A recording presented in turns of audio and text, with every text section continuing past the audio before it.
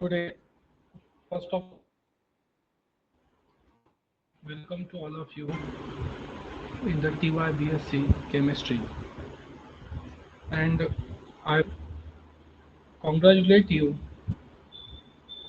that you select the chemistry as your subject for the TYBSc Chemistry. So you choose the subject chemistry that is having the more effect on the careers, because maximum things we deal in day to day lives are related with the chemistry. Okay, so in the chemistry there are five subjects. Okay, one is the physical chemistry, inorganic chemistry, organic chemistry, drug and dyes, okay, analytical chemistry. These are five different subjects are there. So in that subjects, five subjects, I will take the organic chemistry and drug and dyes. In that, today we will go drug and dyes. Okay. So drugs are the most important parts of the which is required or which is intended into the body for the required pharmacological actions. यानी जो भी तबीयत की खराबी होना, okay, उसमें body का function properly नहीं होना, ऐसे टाइम में हम जो है ड्रग्स को बॉडी के अंदर इंटर करते हैं, और बॉडी में इंटर करने के बाद वो ड्रग्स जो है रिक्वायर्ड फार्माकोलॉजिकल एक्शन देती, जो हमको चाहिए वो। अगर जो नहीं देती है उसको अलग कंसेप्ट कहा जाता है, that is drug tolerance. Okay, तो अभी सबको आवाज आता है?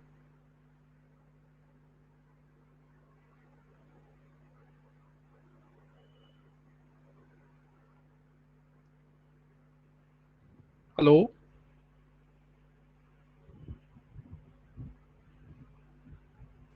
यस सर, आ रही है आवाज।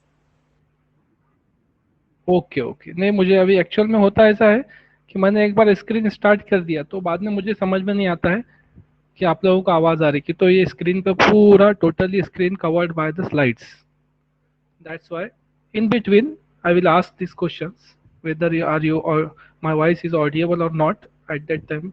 Please, anyone, Tanzil Ulte, you can give the answer, sir. Our voice is yes audible, screen is visible. Okay, okay. So okay sir. this is a very interesting subject, drug and dyes. Okay, हम लोग कोशिश करेंगे इसको जितना अच्छे से हो सकता है उतना अच्छे से कवर करने की. We will try my best. So in this subject, TYBSc, we start drug and dyes. Okay, this is the TYBSc chemistry applied component. Okay, means applied component means it is a specially designed for the university purpose. Okay, university requirement, industry requirement, that is applied components. Okay, this is drug and dyes.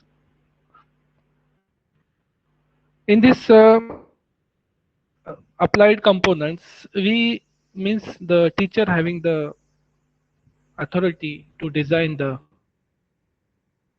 okay, कि जो बाकी के जो core subject है, चार subjects, उसमें जो है रेगुलर टाइम क्वेश्चन पेपर जो है, ड्रग एंड डाइस के केस में ऐसा होता है हमेशा कि drug and dice applied component होने की डिजाइन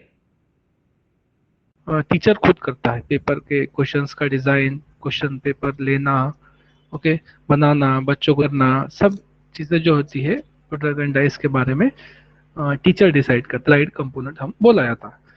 तो इसमें सिलेबस में हम जो है अभी इंट्रोडक्शन देखने वाला है कि सिलेबस में कौन कौन से पॉइंट हम लोग पढ़।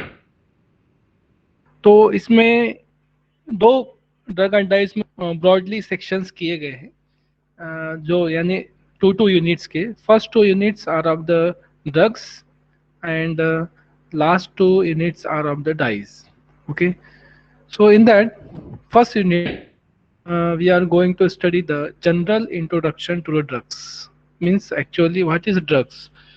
So in that I'm going to cover the definition of the drugs, sources of the requirements of an ideal drugs, and classification of the drugs. Means based on the therapeutic actions. Next point is the nomenclature of the drug. Means the drugs are available in the markets in the various names. That's why nomenclature is required. Because if we visit to the medical store, in that we find the some are the branded drugs, okay, and we find the some drugs are the generic drugs, okay. So these are the broadly classifications. In the Murud also there is a one shop near to the Bank of Maharashtra ATM. That shop is of the generic drugs, especially made for the generic. Means the generic drugs means actually what? When new molecules is discovered, is patented. Okay, तो जब उसका patent होता है तो उस time में वो drugs particularly वही कंपनी 20 साल तक बना सकती है।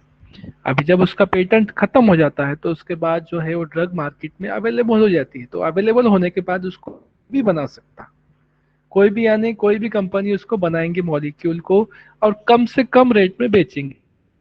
तो उस पर ब्रांड का नाम नहीं होता है, कंटेंट का ज्यादा करके नाम होता है, तो इसलिए उसको बोलते हैं हम generic drugs, generic medicine. Generic medicine का सबसे बड़ा फायदा ये है कि ये मेडिसिन ब्रांडेड ड्रग्स के कंपैरिजन में having the very very low price, okay. So these are, we will discuss this all these things, generic brand names, systematic names, okay. Definition of the following medical terms, that is pharmacon, pharmacology, pharmacophores, products, half life, okay, life efficiency, LD50, ED50, GI50, therapeutic index, okay. We will discover all this because it is आपको लग रहा होगा कि हम जो है कुछ part जो है फार्मेसी टाइप का पढ़ रहे होंगे। दिस इज रियल, बिकॉज हम केमिस्ट्री में जो है फार्मेसी में जो पढ़ते हैं वही केमिस्ट्री का फाइनल ईयर का अप्लाइड कंपोनेंट है। फार्मेसी वाले भी यही पढ़ते हैं लास्ट में, ड्रग एंड डाइस, ड्रग्स पढ़ते हैं तो डिटेल में पढ़ते हैं। हम लोग भी पढ़ेंगे लेकिन हम इंपॉर्टेंट ड्रग्स के पढ़ेंगे सिर्फ। So it is somewhat with the pharmacy, okay, means manufacturing importance, all these terms we are going to cover in these topics. Next point is the brief idea of the following terms. brief brief idea of the following terms means कौन कौन से terms है। for example यहाँ पे दिए वाले हैं कौन कौन से है, receptors, agonist, antagonist, drug potency, viability, drug toxicity, drug addiction, spurious drug, misbranded drugs, adulterated drugs, pharmacopoeia, means these are the some important regarding the drugs, okay. जैसा कि मिस ब्रांडेड ड्रग, ब्रांड का miss branded drug, okay. Spurious drugs, bioavailability, यानी ये जो सारे जो है pharmacological concept से related with the body, when drugs inter into the body, what it shows action on the body, that all we have to cover in the this topic, that is brief idea of the following terms. तो ये सारे terms related है कि जब drug body के अंदर inter होता है तो बॉडी तो ड्रग्स के साथ क्या करती है और ड्रग्स बॉडी के साथ क्या करता है, उससे रिलेटेड ये सारे टर्म्स है। रिसेप्टर हो गया एंटागोनिस्ट हो गया। जैसा कि एक सिंपल बताऊं मैं कि जब बॉडी में ड्रग इंटर होती है, इंटर होने के बाद वो फाइंड करती है जहाँ पे उसको रिक्वायर्ड थेरापेटिक एक्शन देना होता है। जैसा कि फॉर एग्जांपल आपके बॉडी में कहीं पेन है, तो पेन है तो वहां पर क्या होगा, कुछ ना कुछ केमिकल चेंजेस होंगे। तो वो केमिकल चेंजेस होने की वजह से वो दैट इज द पॉइंट, वो हमारे ड्रग्स का क्या रहेगा, टारगेटेड पॉइंट। वो टारगेटेड पॉइंट पे जाकर ड्रग्स काम करने वाली है। तो वहां पे एक रिसेप्टर रहते हैं, रिसेप्टर यानी ये ड्रग्स पर्टिकुलरली वो रिसेप्टर पे जाके एक्ट करती है। तो this are the receptor, antagonist, ये सारे पार्ट्स हम डिटेल में ये टॉपिक के अंदर पढ़ने वाले हैं। उसके बाद है फर्स्ट, उसके 1.2 route of drug administration and doses forms, कौन कौन से डोजेस से कौन से तरीके से हम ड्रग्स ले सकते हैं, okay. Then the formulations and combination of the formulations, different doses forms, okay. Doses form भी होते हैं, अलग अलग डोजेस फॉर्म, कोई टैबलेट फॉर्म में होता है, कोई कैप्सूल फॉर्म में होती है, कोई कैप्सूल होते हैं इंटेरिक कोटेड कैप्सूल होते हैं, ओके, कुछ सस्टेन रिलीज ड्रग्स होते हैं, क्योंकि अलग अलग टाइप के ड्रग्स होते हैं जिसके जैसी उसकी रिक्वायरमेंट है, जो पार्ट में जाकर वो एक्ट करना करना है उसको, वो हिसाब से वो ड्रग को डिजाइन किया जाता है। एक जनरली मैं आपको एक बताऊं, एक बेस्ट एग्जांपल है कि क्या होता है। जो कुछ ड्रग्स ऐसे होते हैं जो स्टमक में जाने के बाद इन्फ्लामेशन करने के चांसेस होते हैं, यानी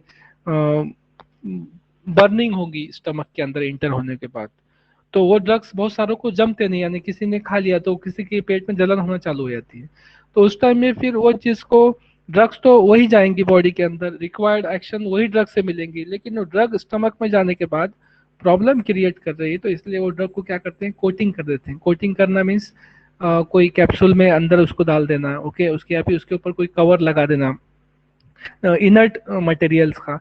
तो वो फिर क्या होंगी, वो जब स्टमक में इंटर होंगी तो स्टमक में वो रिक्वायर्ड जैसा उसकी जो स्पेसिफिसिटी है वहां पर वो अवॉइड कर देंगे, और उसके बाद फिर आगे जब पास होंगे तो इंटेस्टाइन में वो एब्जॉर्प्शन होंगी, और उसके बाद रिक्वायर्ड थेरापेटिक एक्शन बॉडी को मिलेंगी। तो अलग अलग फॉर्म में ड्रग्स को एडियर किया जाता है। तो these are the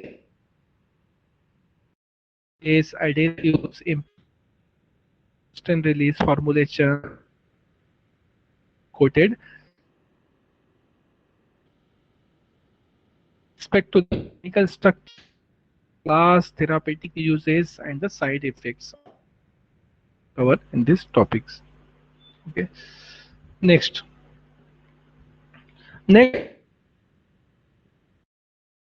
one, that is a CNS. CNS means Central Nervous System drug. System के दो टाइप होते हैं, एक सीएनएस सेंट्रल नर्वस सिस्टम होती है, एक पेरिफेरल नर्वस सिस्टम होती है। तो ये हो गया सेंट्रल नर्वस सिस्टम हो गए। तो इसमें ड्रग्स आते हैं फिनोटॉइन, included in the syllabus, that important, okay. The phenytoin is the most important part of the central, methadone is the most important part of CNS, levetiracetam, amphetamines, chlorophenamines, these are the important drugs which are directly related with the central nervous system. So in that part we are going to cover the synthesis also, okay. हम इसका synthesis भी पढ़ने वाले हैं और उसके बाद इसके फिर uses भी पढ़ेंगे, okay.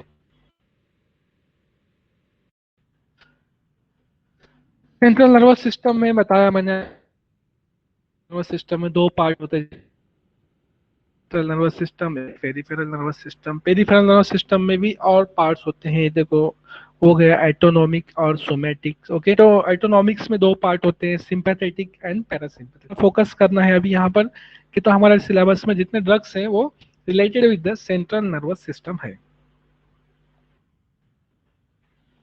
उसके बाद हम, ये हो गया पूरा पार्ट यूनिट फर्स्ट का। यूनिट फर्स्ट में हम जो है इतना पार्ट पढ़ेंगे। अभी यूनिट सेकंड के अंदर हम पढ़ेंगे analgesic, antipyretic and anti inflammatory drugs. वो भी हम डिटेल में नहीं पढ़ेंगे पूरा, हम जो है इंपॉर्टेंट कुछ ड्रग्स पढ़ेंगे उसमें से, जैसा कि मॉर्फिन हो गया, ट्रामाडोल हो गया, एस्प्रिन हो गया, पैरासीटामोल हो गया। ये ड्रग्स ऐसे हैं जो हमारे डे टू डे लाइफ में हमारे घर में होंगे। अभी मैं तो बोलता हूँ ये पैरासीटामोल जो ड्रग है इसमें, I think paracetamol drug is each person having that particular drug, paracetamol सभी के पास होंगे, सब घर में, सभी घर में होंगे paracetamol, because it is act as the analgesic antipyretic drugs, okay। तो एक्चुअल में होता क्या है अब हम डिटेल में देखेंगे इसको थोड़ा सा इंट्रोडक्टरी पार्ट में, कि एनाल्जेसिक किसको बोलते हैं। जैसा कि एनाल्जेसिक हम वर्ड यूज करते हैं, कि एनाल्जेसिक्स को दूसरा वर्ड यूज किया जाता है पेन किलर्स, यानी बॉडी में कहीं पे पेन होता है, तकलीफ होती है, दर्द होता है, जैसा कि बॉडी पेन हो गया, ओके, हेडेक हो गया, सर का दर्द हो गया, तो जनरली ये जो टर्म्स है इसके लिए एनाल्जेसिक वर्ड यूज किया जाता है। तो एनाल्जेसिक और the painkiller is any member of the groups of the drugs use to achieve the analgesia, relief from the pain, okay. तो उसमें एनाल्जेसिक में जनरली आते हैं पियोइड्स, NSAIDs, okay, fluoronides, zinconides, these are the drugs, but in that particular drugs only some part is included in the our syllabus। इसमें से बहुत कम part जो है हमारे सिलेबस में कवर किया गया। अभी दूसरा टर्म था उसमें antipyretics. What is antipyretics? Drugs that reduces the fever bye lowering the body temperatures. जब भी हमको बुखार आता है, ओके, तो फीवर आता है, तो फीवर आने के बाद वो फीवर को कम करने के लिए, यानी रिड्यूसिंग द फीवर, फीवर को कम करने के लिए जो भी हम ड्रग्स यूज करते हैं, जब भी हमारा बॉडी का टेम्परेचर हाई होता है, एलिवेटेड बॉडी टेम्परेचर को हम लो करते हैं, तो उस टाइम में जो ड्रग यूज करते हैं उसको हम कैटेगरी देते हैं एंटीपायरेटिक ड्रग्स.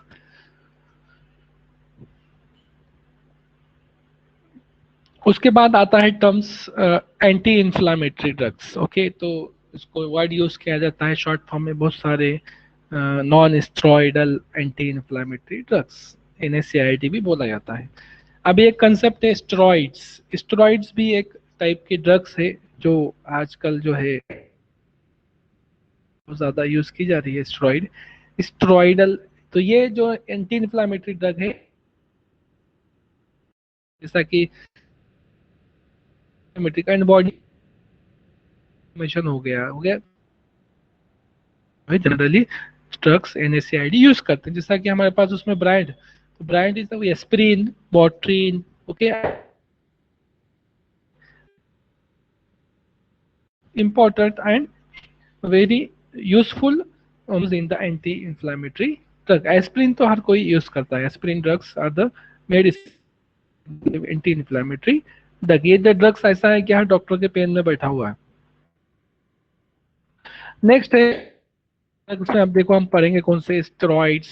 Okay, aceclofenac, एंथ्रानिल. तो हम यहाँ पर प्रीडनिसोलोन, बीटामिथाजोन, अभी जो डिसीज चल रहे हैं अभी, जैसा कि इसमें कोविड-19 में टैबलेट्स देने के बाद में भी बॉडी जो है मॉर्बिड हो गई है, बॉडी उसको रिस्पॉन्ड नहीं कर रही. तो ऐसे टाइम में डॉक्टर्स क्या कर रहे हैं कि सिंपल ड्रग्स मेडिकेशन के साथ में some steroidal drugs are also prescribe.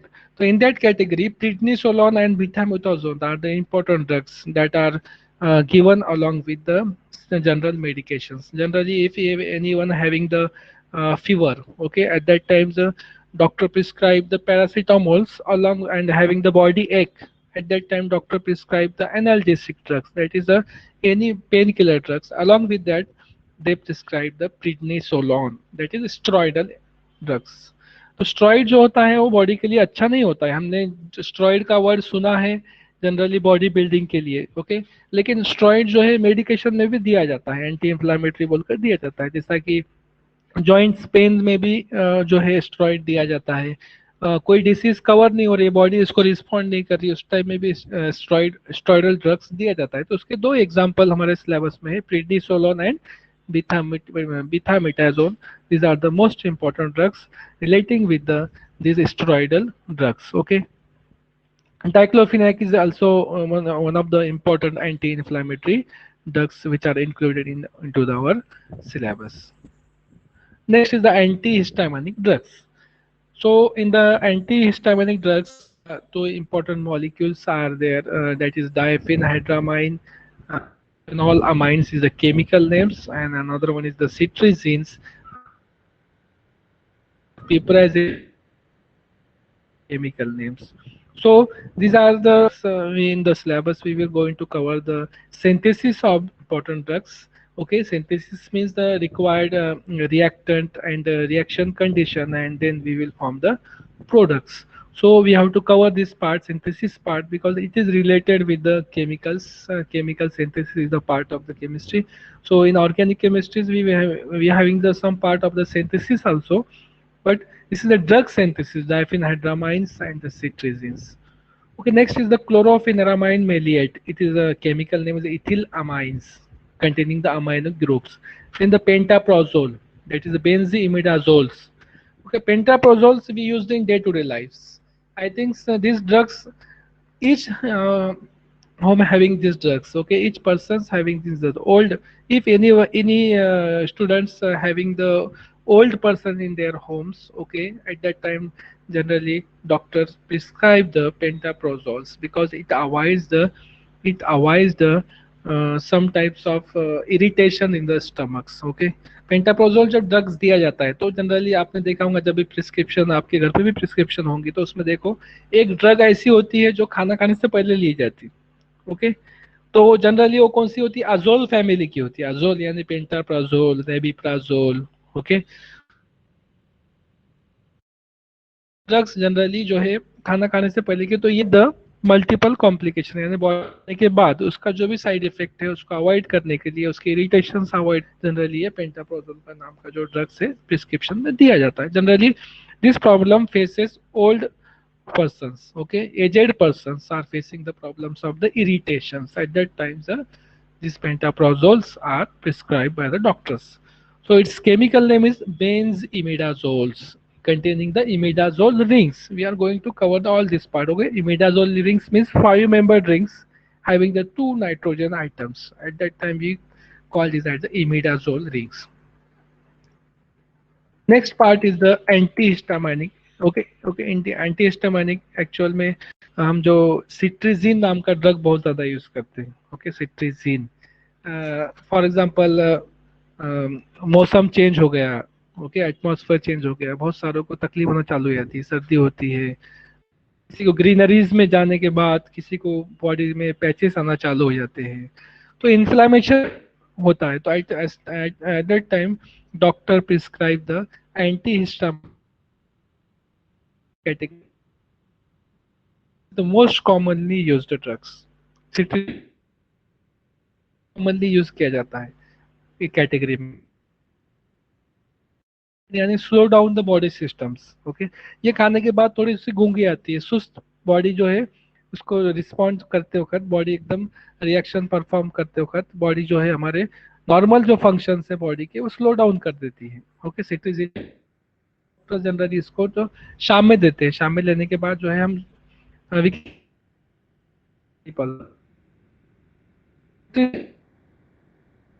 Anti for the inflammations, response to the change in atmosphere. At that condition cetirizine tablet is prescribed. तो जो सिट्रिजिन टैबलेट है वो एंटी हिस्टामाइनिक ड्रग्स की कैटेगरी में आता है। तो ये भी हमको जो है डिटेल में पढ़ना है, सिट्रिजिन का सिंथेसिस पढ़ना है हमको और उसके यूजेस भी पढ़ना है। ओके, नेक्स्ट कैटेगरी है कार्डियोवास्कुलर ड्रग्स। ओके, तो कार्डियोवास्कुलर में the drugs related with the cardiac system. Okay, and what is the cardiac system? Cardiac system is related with the heart. Okay, heart means the blood circulations enter in body, okay, through the uh, and from the bodies it circulate through all over the bodies or the body. So while performing these functions, body is having some problems. Okay, there are some problems relating with the choking of the nerves. Okay, of the cholesterol in the arteries and the veins, improper circulation of the bloods.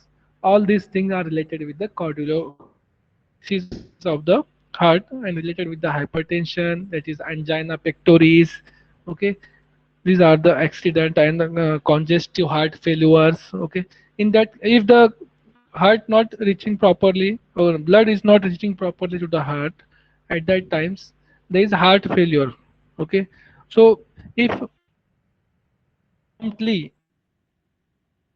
patients is then at that time there is a chances also death also. So in that cases one in the okay fast actions, some are sublingual drugs, okay, जो जबान के नीचे रखी जाती है वो तुरंत fast action देते हैं। ऐसे टाइम में आपने देखा होगा बहुत सारे मूवीज में वगैरह में दिखाता है कि अचानक किसी को हार्ट फेलियर हो गया तो एक ड्रग्स दी जाती है जो जबान के नीचे रखी जाती है, that is sublingual drugs. Directly जो है बहुत फास्ट एक्शन देती है, कार्डियक के ब्लड सर्कुलेशन में डायरेक्टली पहुंच जाती है, ब्लड का अगर जो क्लॉट कहीं पे फॉर्म होता है तो उसको डिसॉल्व करने का काम करती है। तो these are all parts we are going to cover in the cardiovascular systems.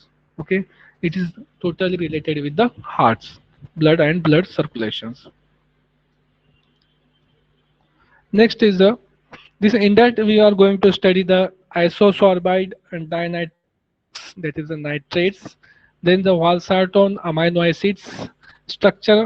यहाँ पे जो स्ट्रक्चर हमको एक्सपेक्टेड नहीं है, It is the atenolols. It is the most important drug given in the BP blood pressures. Okay, improper blood pressure at that time, the atenolol drugs is given. Then is the amlodipines, having pyridine structures. Okay, having the sulfonyl is important structures we are going to synthesize. Okay, synthesis part we are going to cover in the this cardiovascular drugs. Next is the anti-diabetic drugs.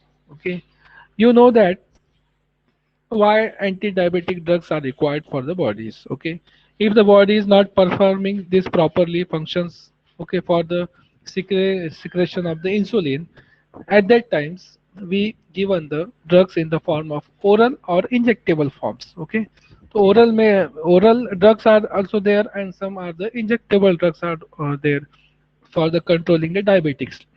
तो diabetes होती क्यों है actual में, diabetes का कारण क्या है? तो बॉडी के अंदर एक पार्ट होता है that is the pancreas. Okay, जो लीवर के करीब में होता है, फिंगर लाइक प्रोजेक्शन के जैसा उसका पार्ट होता है।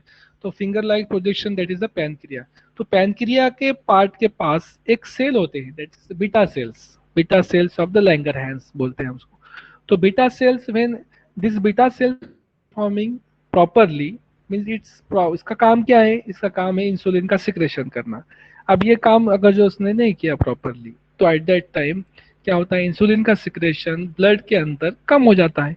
अब ये सिक्रेशन कम हो गया तो इंसुलिन, ये जो बीटा सेल जो सिक्रेट कर रहे हैं इंसुलिन, इंसुलिन का काम है कि कन्वर्ट करना, किसको? शुगर का कन्वर्जन करना। ओके, जो हमारे बॉडी के अंदर हम जो ले रहे हैं ग्लूकोज वगैरह, इसका कन्वर्जन करना है सर उसको एनर्जी के अंदर। जी सर हेलो, टाइम हुआ, हाँ बोलो बेटा। साजिद सर ज्वाइन करने बोले। ओके ओके ठीक है, remaining part we will cover in the next lecture. Okay, thank you, thank you. Okay okay बेटा।